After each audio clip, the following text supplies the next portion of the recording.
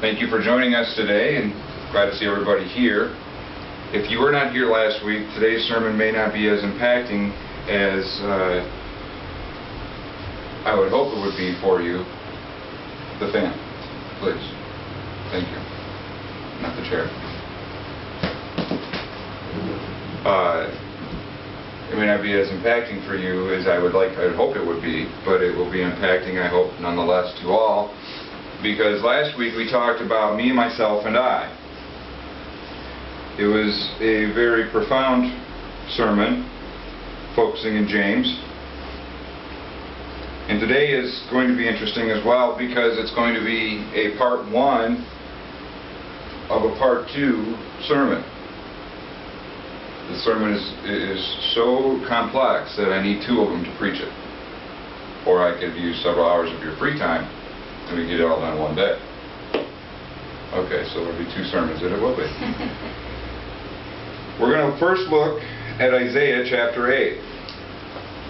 I say that it's going to be 2 sermons in one for one message, because when you hear the message and go about the rest of your day today and possibly a week ahead, you're going to, I hope, value these words enough to see where they apply in your life, and to see the reality that that is applicable to those who live their lives around you. We have a lot of verses to cover, even though this is a part 1 sermon, so I'm not going to talk too much beforehand. I want to be able to cover all the words of God, most importantly. With the Me, Myself, and I sermon last week, we got a profound look at us, ourselves as individuals in our realities. But God presents to us a reality as well. Chapter 8, verses 17 through 22. 17 says, "And I will wait upon the Lord that hides his face from the house of Jacob, and I will look for him. Behold, I and the children whom the Lord has given me are for signs and for wonders in Israel from the Lord of hosts, which dwells in Mount Zion." Here he's establishing, declaring his stance. Even though God may be, as he says, hiding from the house of Jacob, he's still going to look for him. Even though he's connected to the house of Jacob, being of that lineage or being of that nationality, he knows that it's his individual faith. And it's the individual faith of his house. How do you know that? By the verse 18. "Behold, I and the children from whom the Lord has given me are for signs and for wonders in Israel from the Lord of hosts, which dwells in Mount Zion." They are a sign and a wonder. So he's not just keeping it to him, he is implementing his children. And he recognizes that it's the Lord that has given the children to him. Which is quite profound. Why I say profound? Because it is an accountability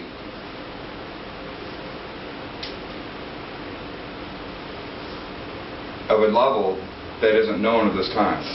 It isn't a habitual way of doing things.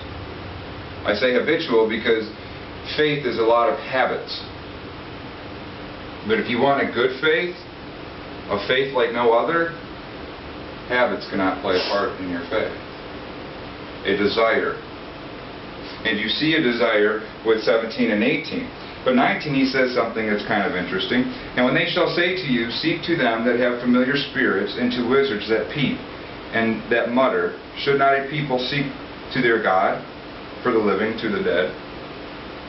He's talking about, with the familiar spirits, my Bible says mediums, and wizards, spiritists, and peep is whisper. Tell me that is not your world today. You may not look upon these things as mediums or spirits or whispering or peeping or familiar spirits.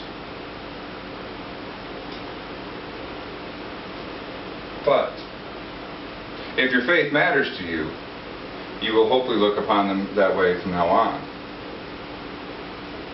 Because in the essence, what is the universal connectivity between these things he's already mentioned? They are to distract you. They are to distort your reality. They are to make you look at something, we'll say a rose, and by the time they're done, they'll have you believing it's a weed. Now, everybody here knows that we cannot confuse a rose with a weed. Now, here's the important part. Who gives them that power? You do. So, Mr. Tough Guy and Miss Strong Woman, nothing can affect me, nothing can faze me, nothing can take me from my God. No. You can give it right over. By seeking out these things, as opposed to where he says, should not a people seek to their God? So what do you think today's sermon's about? It's about seeking. He doesn't demonstrate in these different aspects he's brought in this verse that those are the only things. These familiar spirits and these wizards and these whispers, they can come through technology.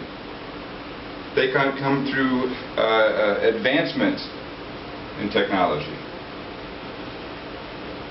Because if you're busy doing this thing, you're not busy doing this thing. And if anybody wants to know what that is you seeking out God's face. More importantly, seeking out God's will. When my eyes are busy doing something else, my heart is too busy to hear what God is trying to tell me. That's why he puts in the adage of people seeking to their God. Not quoting the whole verse, but where he says, for the living to the dead. What kind of comparison is that? The living is somebody who is enriched with God's presence in their life, even though this is before Jesus' time. So since we're did I say it right, post Jesus' time, we have a new renewedness with that living word. To give you an example of what he's saying in this living to the dead, it's like you being healthy, having an immunity system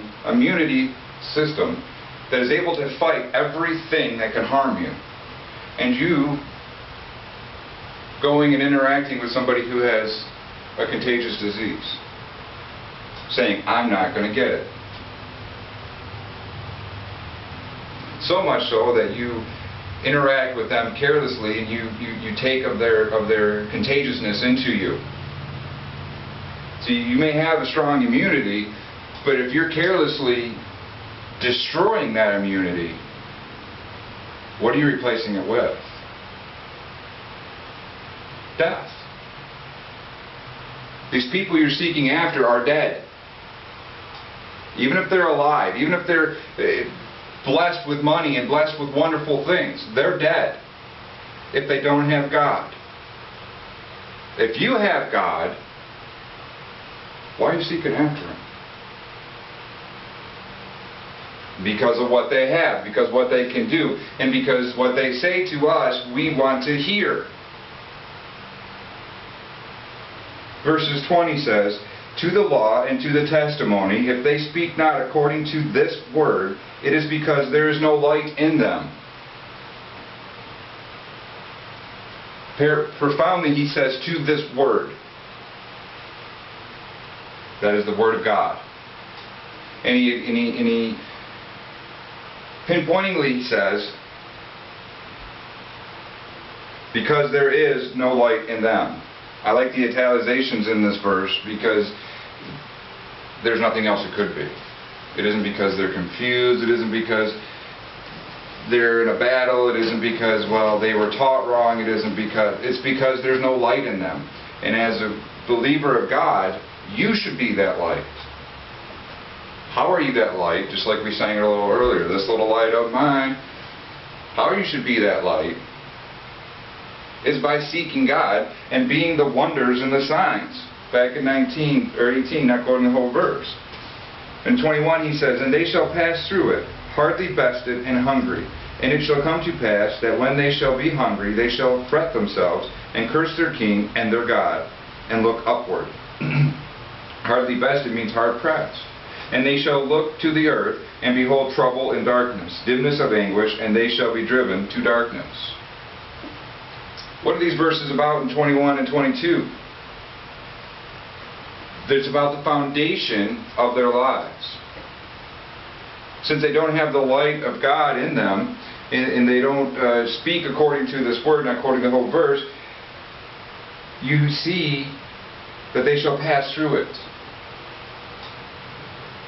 It's talking about a fulfillment that only can come from Christ, from God's presence in your life. A peace that the world is not able to grasp in 2,000 years, or actually thousands of years. And as they pass through it, they're going through the motions, and they're going through the habits, and they're going through what it is they think they should be doing and seeking after. What they find is everything that he mentioned. That they'll be hard-pressed, meaning they'll be having to deal with it harder. So in your life, if you're dealing with something and you're hard-pressed, maybe you should stop and ask yourself, am I seeking God? Or am I seeking like man has taught me to seek?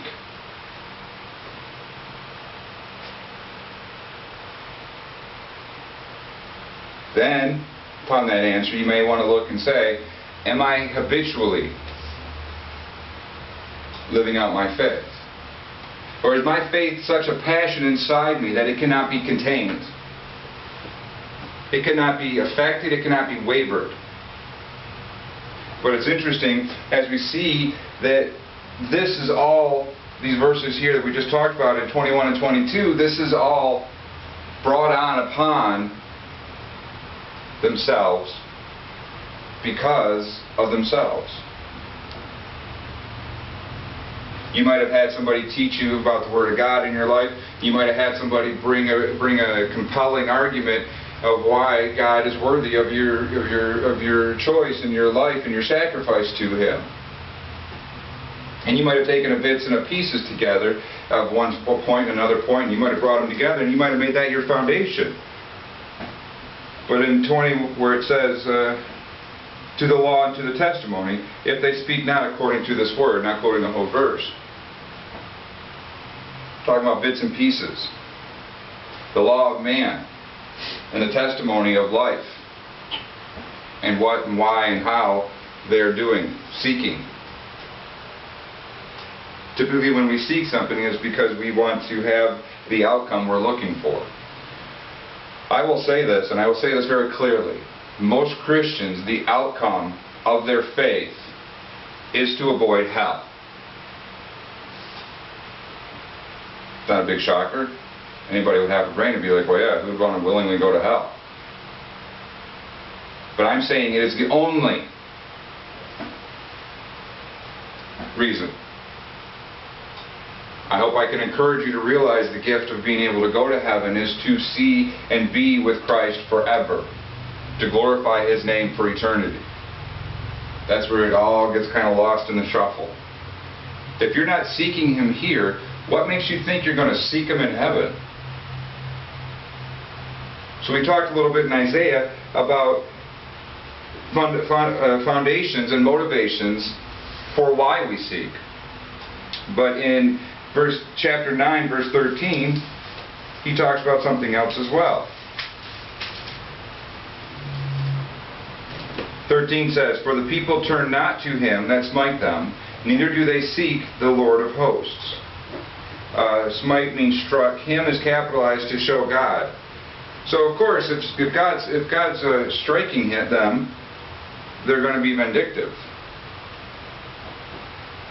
But just as a parent to a child, using a, what do they call it, capital punishment? Corporal punishment? Corporal. Thank you. Corporal punishment.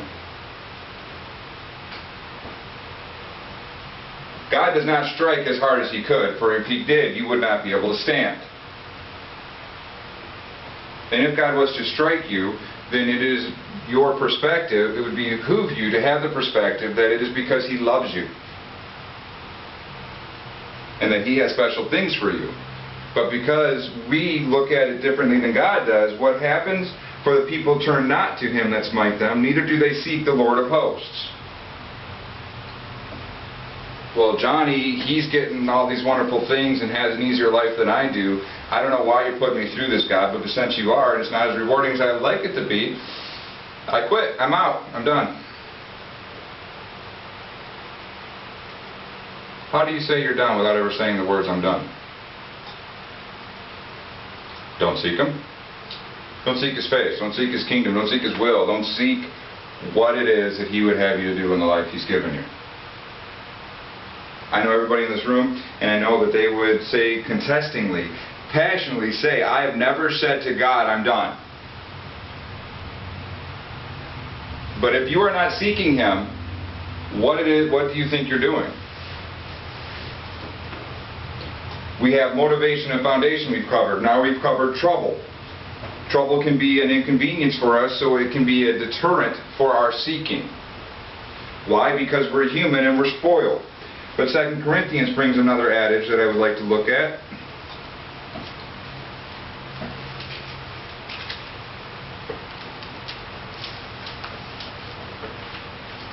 Sorry, 2 Chronicles, my apologies. I get those CH's mixed up.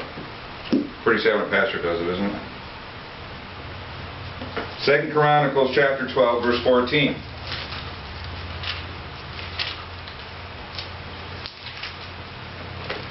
We will establish something of accuracy for you today, and it will be a point that you will not be able to deny any longer.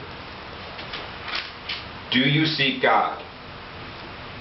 Now, why this is connected to last week's sermon is because me, myself, and I are three variations of what I have to deal with for why I do anything I do. I have to please three people, me, myself, and I. 2 Chronicles 12:14 says, and he did evil because he prepared not his heart to seek the Lord. That's a big verse. Anybody need me to repeat it?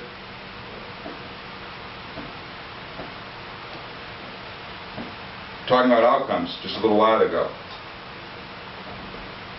We usually seek things for an outcome that is beneficial to us. How can evil be beneficial to us? Well, let's think about it. It's instant gratification. It gives us what we want. It eases the moment we're in and the hardship we may be enduring. So we find it a big benefit. That's why you see so many people doing it on a regular basis. Because we look to the whisperers and the peepers and those things that were mentioned in Isaiah to make it right, to say it's okay. But here in 2 Chronicles, and he did evil because he prepared not his heart to seek the Lord. It boils down to you. It gives the aspect of what is the outcome? Evil. Why? Because you did not prepare your heart to seek the Lord. Everybody in here, I'm sure, would look at me and say, that doesn't apply to me. I'm good. But if you had a lover, a wife or a husband or a boyfriend or a girlfriend or an intimate special person, if they did not call you in the morning to say good morning to you, or if they did not kiss you on some part of your face to signify a loving embrace to your morning and to welcome you into another day, you would say they weren't seeking you.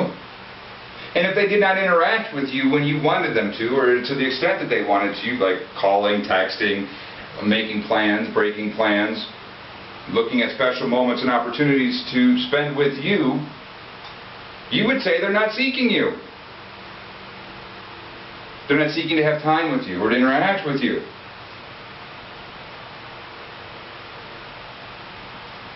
So how can it be that you can say that about somebody else in a relationship with you, but you can declare something different with you in a relationship with God?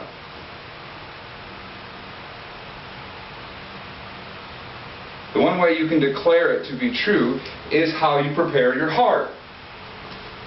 Is your heart prepared to seek the Lord? Notice in this verse it doesn't say when, it doesn't say how long, it doesn't say to what extent. Anybody think of why that is?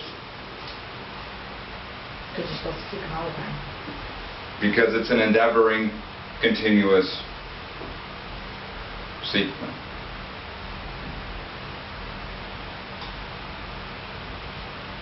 What about when I'm with my friends? What about when I'm at work? What about when I'm hanging out doing my favorite activity, like watching a hockey game or a sports thing or playing a game or, just doing chores? Or what about this? There is no what about. That's what man wants you to think. There is a what about. And there isn't. It is a continuous endeavorment of seeking. I know there's a certain female in this church, if I mentioned a certain name, her face would illuminate. And if I said that he was not more than 10 feet away from her, she would go to see this person because he's just that good looking. Why is it that we put so much effort to seek the physical traits of a human being, but we can't seek a God who we declare to love? Because our hearts are not prepared. Or because Psalm has an adage that we could look at too. Psalms chapter 10.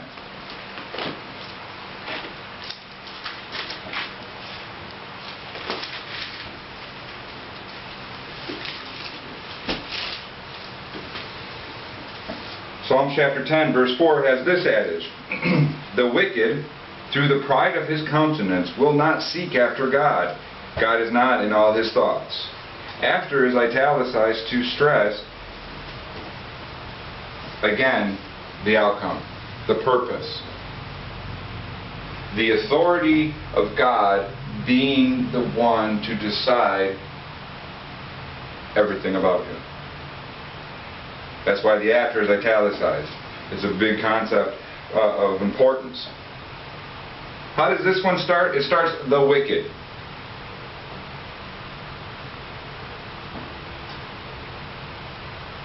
I don't see very many Christians walking around saying, unfortunately, I'm wicked today. Unfortunately, I made a wicked decision. Let it be known, if your decision is not holy, is not reverently, is not fearingly, is not lovingly to God's glory, or God's purpose, or God's authority, sorry, you're wicked. You may not like hearing it. I don't particularly like saying it, because it puts on this dark overcloud of this.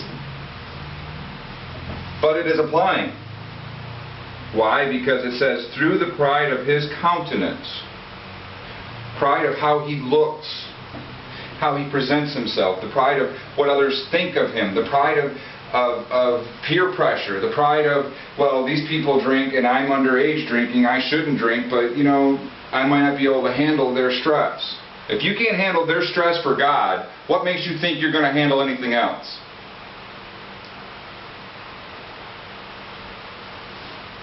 Because of the countenance, forgive me, I don't want to change, through the pride of his countenance, being the motivation, being what is relevant and important, almost to the point of reverement. Why do I say reverement? Because it is a worship. It is a fear. The fear of being rejected, the fear of being inconvenienced, the fear of being uncomfortable, the fear of being hurt, the fear of not being liked. There's a lot of fear that motivates into the countenance, or through the pride of one's countenance, not quoting a verse. Because of that, will not seek after God.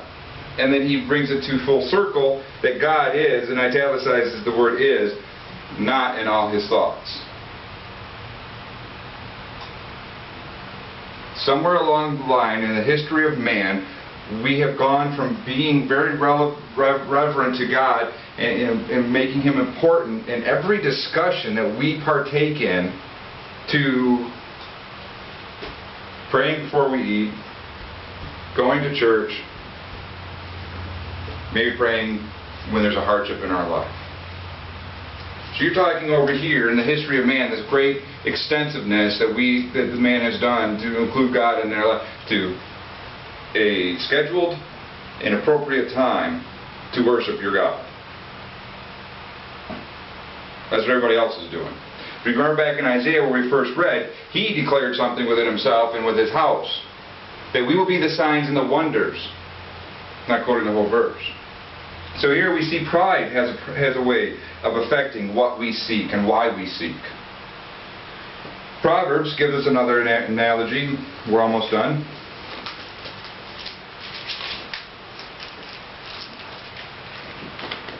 Proverbs chapter 1, which I really like Proverbs.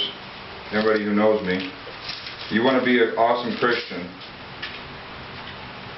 You want to grow in your faith. Read Proverbs. And from the get-go, Proverbs takes you and puts you in a perspective of accuracy. And it goes from the first word to the last word of Proverbs. But here we're looking at Proverbs chapter 1, verses 27 through 31. When your fear comes at desolation, and your destruction comes as a whirlwind, when distress and anguish comes upon you, then shall they call upon me, but I will not answer. They shall seek me early, but they shall not find me. For they that hated knowledge and did not choose the fear of the Lord, they would none of my counsel. They despised all my reproof. Therefore shall they eat of the fruit of their own way, and be filled with their own devices. Profoundly, he puts it in 28 where he says, and then shall they call upon me. That's not God. At least my Bible isn't capitalized for God. Normally that it is when it's trying to signify the God aspect of things. He says, then they shall call upon me, meaning that he is a servant of God. That they should call upon him for advice and for counsel on how to make things right with God. What does he take a stance in? He won't answer. He won't answer. Why? Because he gives us an example of 27 that the fear is dread, bringing about this desolation and destruction and in such a profound way of a whirlwind being uncontrollable, and then the distress and the anguish. Those are things that men dread. Those are things that men don't want to deal with. Those are things that mankind buys products to avoid.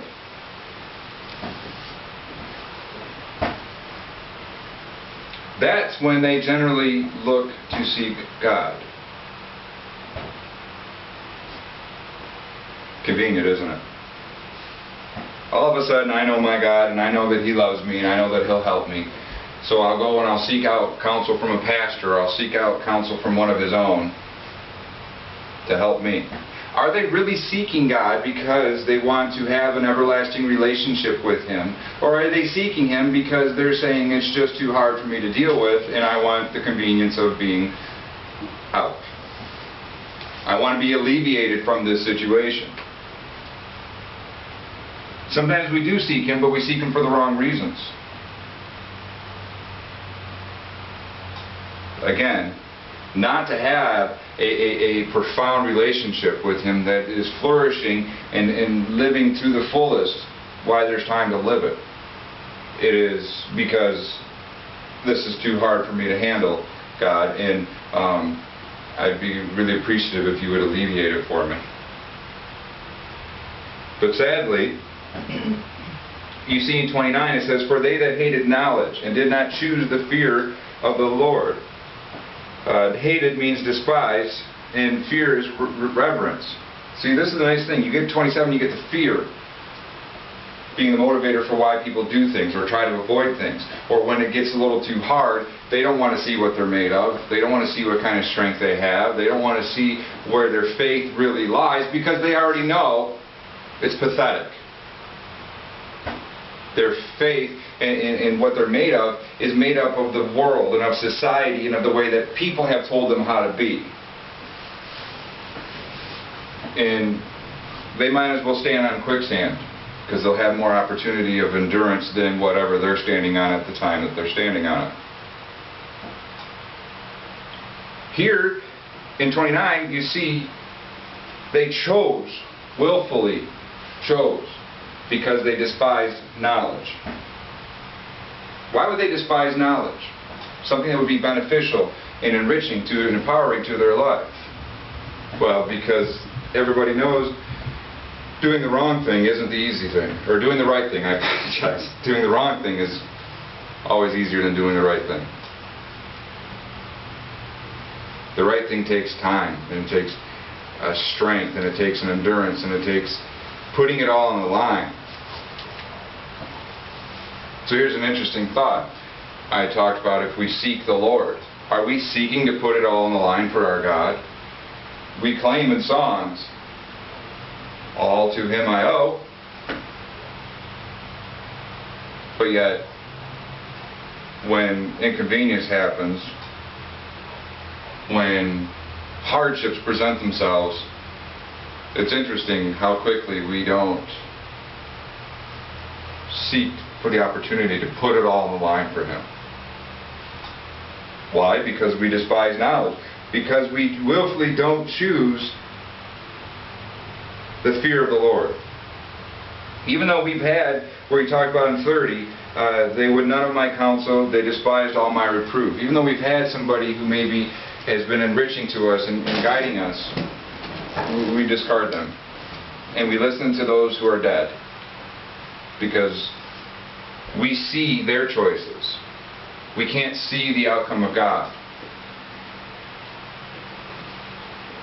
So we're getting really, hopefully, a good, profound presentation of what we see being the most important thing to us, than being our faith.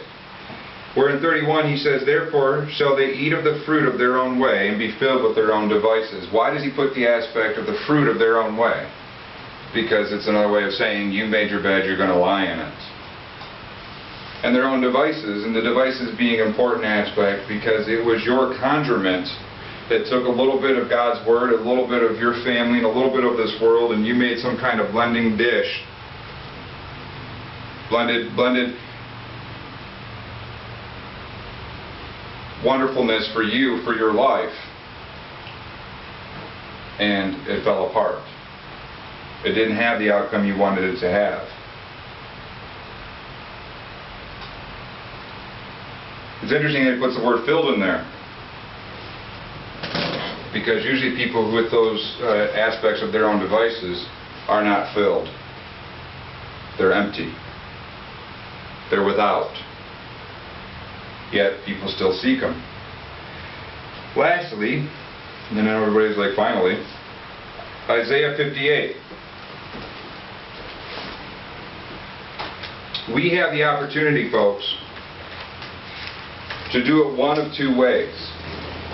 In Proverbs and now in Isaiah, we're going to talk about the reality. We have the choice to do it rightly, desirously, and endeavoringly. Or we can do it saying we do.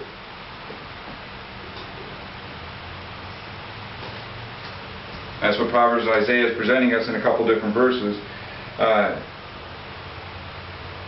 In this one, we're going to look at verse 2, but we're going to read a couple verses before that. 58 verse 1 says, cry aloud, spare not, lift up your voice like a trumpet, and show my people their transgression, and the house of Jacob their sins. I like in the aspect where it says spare not, means do not hold back, and the aspect of the cry aloud. Cry is a form of desire and a form of an expression. And then he puts in there, spare not, or don't hold back. Lift up your voice like a trumpet. But 2 brings us an interesting scenario. It says, yet they seek me daily and delight to know my ways, as a nation that did righteousness and forsook not the ordinance of their God. They ask for me the ordinance of justice. They take delight in approaching to God. Now it sounds like there's some good peeps right there, right? The problem is,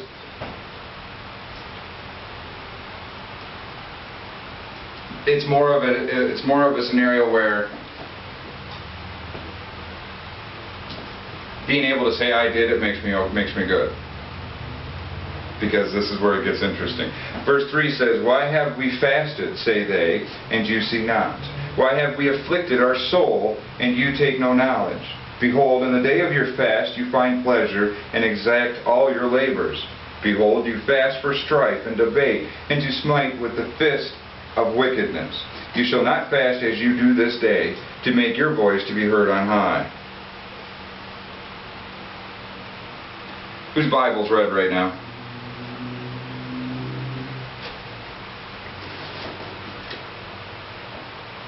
Why I show you the redness of it, because that is God speaking.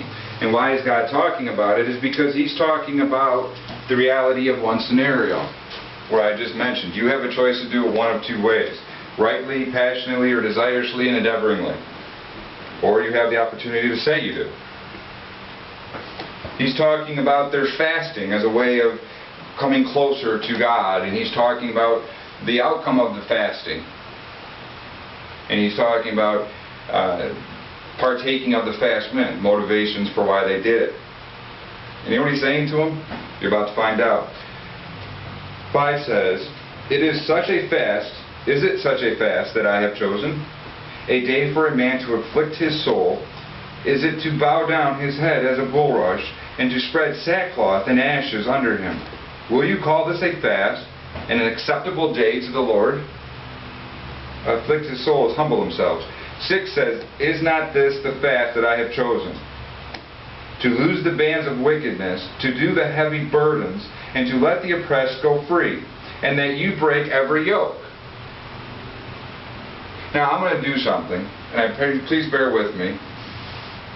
I'm going to do it in such small magnitude, but I want you to close your eyes. I want you to listen to something. Is not this the fast that I have chosen? To loose the bands of wickedness, to do the heavy burdens, and to let the oppressed go free, and that you break every yoke. Now, the reason why we did that, and thank you for going through that little thing, is because I cannot even come close to the voice of God. But I want you to imagine that is God speaking.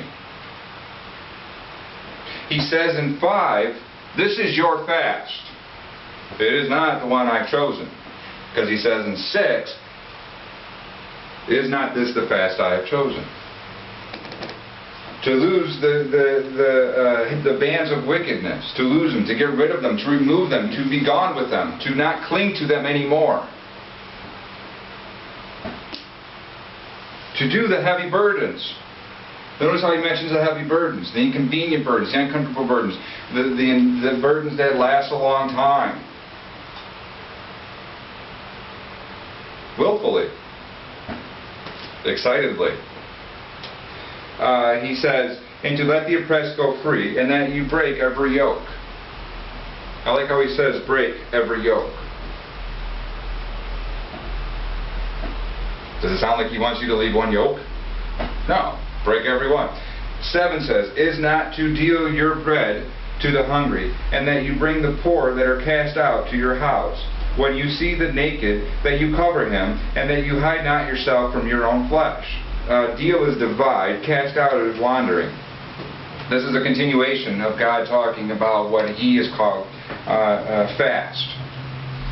8 says, then shall your light break forth as the morning, and your health shall spring forth speedily, and your righteousness shall go before you. The glory of the Lord shall be your rear ward, which means rear guard. Upon embracing what is His declaration, He enriches us with that your light breaking forth as the morning. Did you ever see the sunrise?